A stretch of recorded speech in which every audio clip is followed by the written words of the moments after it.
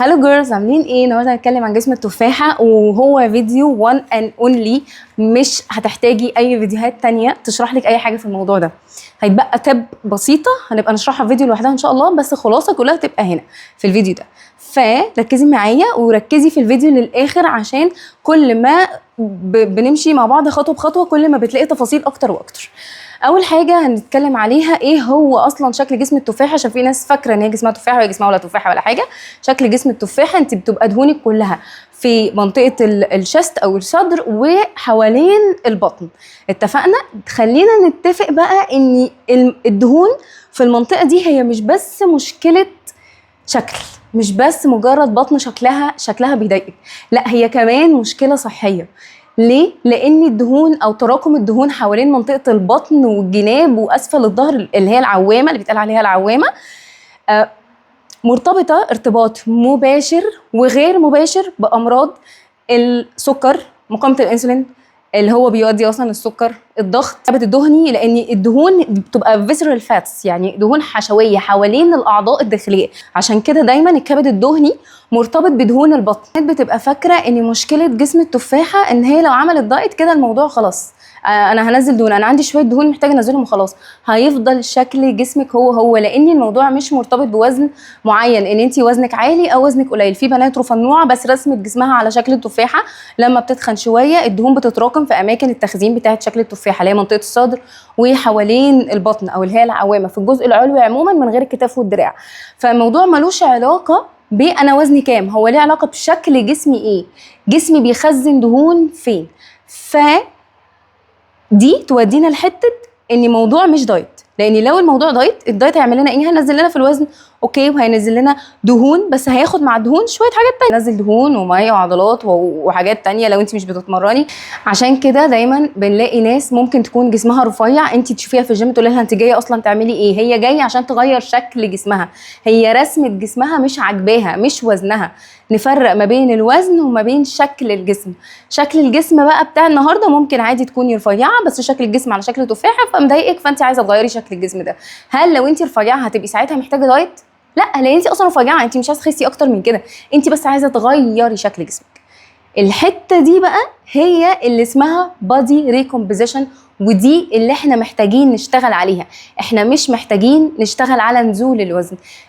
نزول الوزن ده هيجي بالتبعيه، ولكن ده مش هدفنا، احنا هدفنا البادي ريكومبوزيشن. طيب نعمل ايه بقى؟ انا في الفيديو ده هقولك تعملي ايه خطوه بخطوه حرفيا. اول حاجه احنا اتفقنا اننا مش محتاجين دايت، احنا محتاجين مش دايت اللي هو دايت بمعنى دايت ان انا اعمل عجز سعرات جامد واخس دهون وبتاع واتابع الميزان. احنا هنرمي الميزان ده في الزباله، لان البادي ريكومبوزيشن اللي هو هدفنا اللي احنا هنشتغل عليه ما فيهوش نزول على الميزان ده، بالعكس ممكن تلاقي ميزانك ثابت وممكن تلاقي ميزانك زايد. هنعملها ازاي؟ اول حاجه هتحسبي سعرات ثباتك على اي ابلكيشن، هتحسبي سعرات ثباتك، تنزلي من سعرات ثباتك من 200 ل 400 سعر حراري، مش اكتر من كده.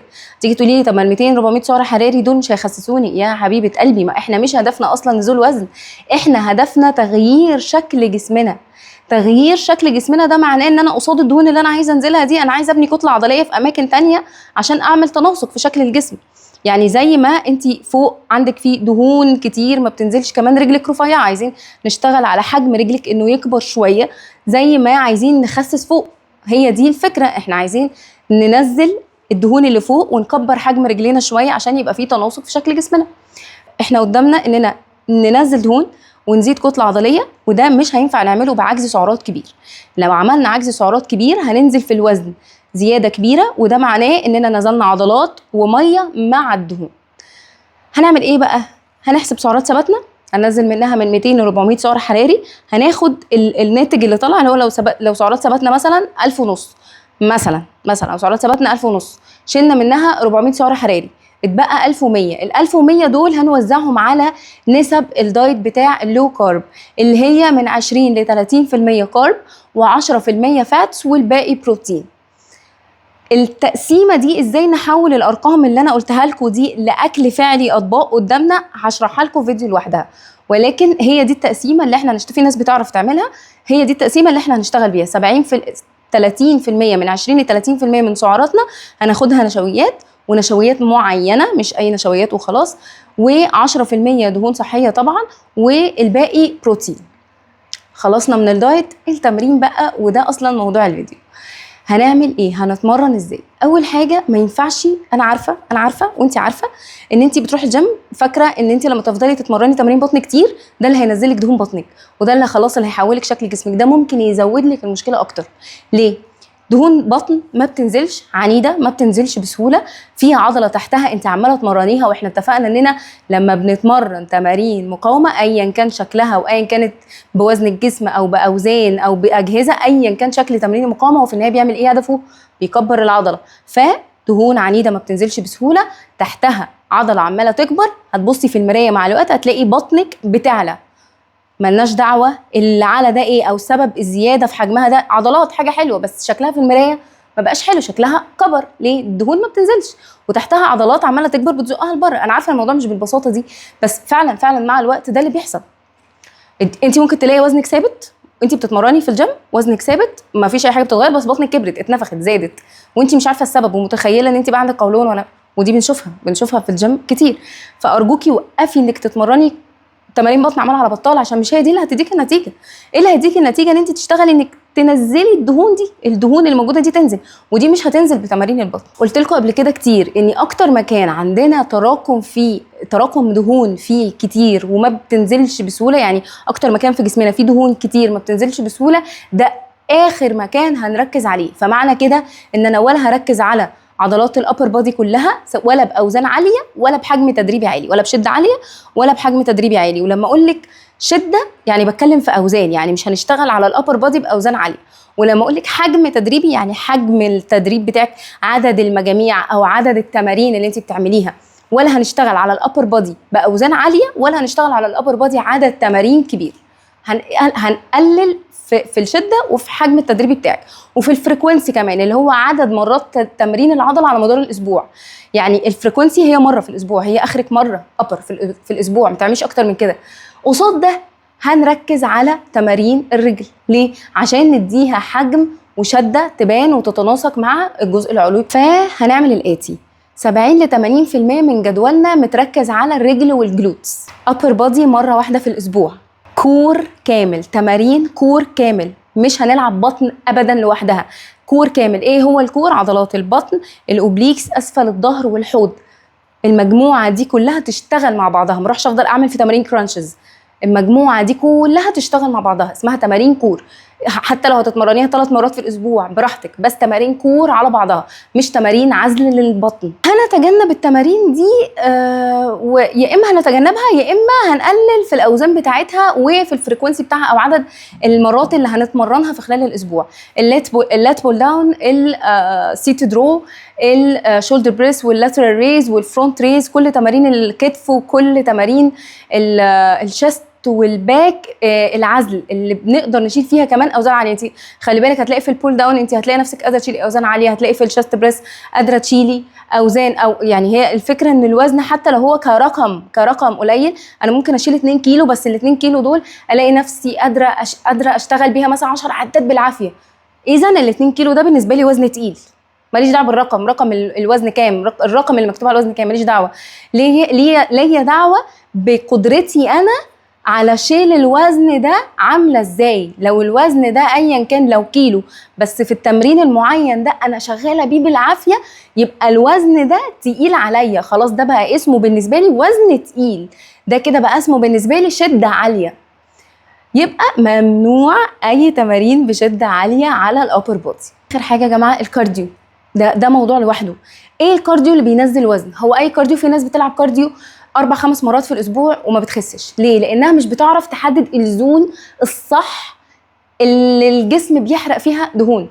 في زون الجسم بيحرق فيها دهون، وفي زون الجسم بيحرق فيها سعرات، والفرق كبير. لما جسمك بيحرق سعرات فهو بيحرق سعرات من السكر ومن الدهون، او من الجلوكوز ومن الدهون.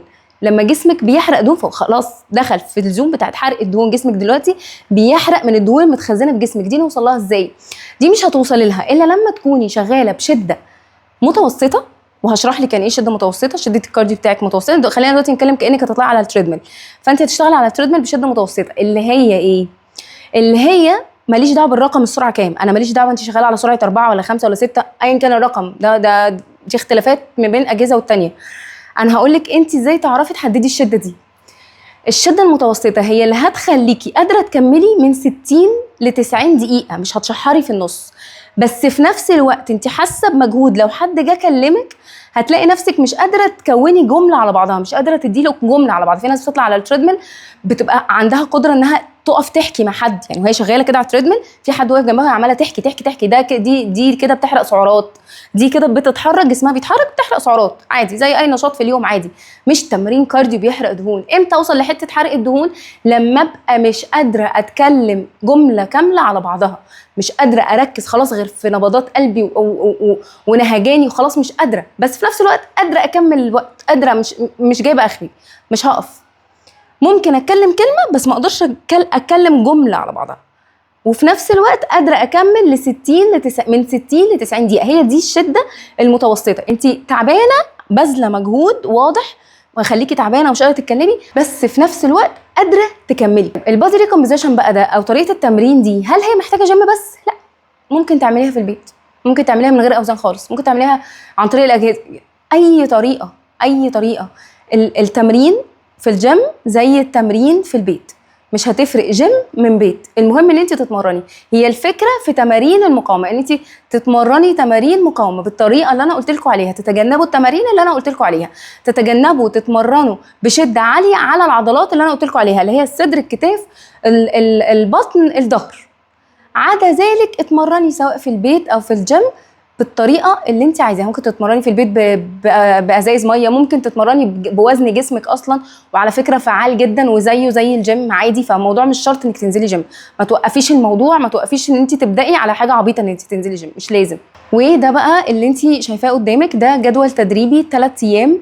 لو انت بتتمرني في جيم او لو انت بتتمرني في البيت، انا ان شاء الله يعني هحط لكم لو انت بتتمرني في جيم او لو انت بتتمرني في البيت، لو التزمتي بيه الجدول ده هيغير لك حرفيا شكل جسمك مع طريقه الدايت اللي احنا اتفقنا عليها.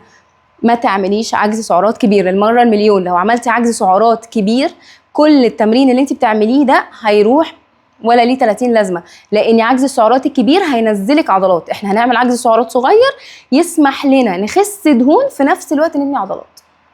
واخر حاجه بقى، ودي حاجه مهمه، لازم تبقي عارفه انه الموضوع بياخد وقت، ولازم تبقي عارفه ان احنا مش بنحاول نغير في شكل عظمنا. عشان جالي كومنت على اخر فيديو، حد كتب لي كفاكي كذبا، هسيب لكم يعني ان شاء الله الكومنت كده على السكرين. ما تكدبيش وانتي بتوهمي الناس ان احنا ان انتي بتقدري تغيري شكل العظم. انا ما باجيش جنب شكل العظم نهائي، انا بتكلم في علم يا جماعه، انا ما بجيبش كلام من عندي، كل ده علم علم علم، انا ما بجيبش اي كلام من عندي. فالبناء العضلي ده علم، وعلم كبير كمان، وعلم مش سهل. فما فيش حاجه اسمها انه ان احنا لما بنقول نكبر حجم رجلنا وننزل الدهون من الحته الفلانيه ان ده كده احنا بنغير في شكل العظم. لا، عظمك دي جينات ودي حاجه خلاص اتبنت ومستحيل حد يغير فيها. عشان كده في الفيديو بتاع جسم المثلث المقلوب انا قلت لك احنا صعب نغير حجم كتفك، حجم كتفك عمره ما هيتغير، حجم عظم كتفك عمره ما هيتغير. عشان كده هنلجأ ليه؟ اننا نكبر الكتله العضليه بتاعت اللور بادي بتاعت جسمك من تحت. لكن احنا ما بنلعبش الشكل العظمي بتاعك، السكيلتال بون بتاعك احنا مش بنيجي جنبه، احنا بنشتغل على الدهون اللي بنقدر عليه. ايه الدهون؟ العضلات. دي بقى لعبه، دي اللعبه اللي احنا بنلعبها، لكن احنا ما بنجيش جنب الهيكل العظمي بتاعك بس. فانا ما بكذبش يعني، انا ما بكذب والله ما بكذب. وبس كده، لو ما تعرفينش انا كنت اوزي مدرب معتمد من لازم من الاساسيه واخصائي تغذيه رياضيين. باي.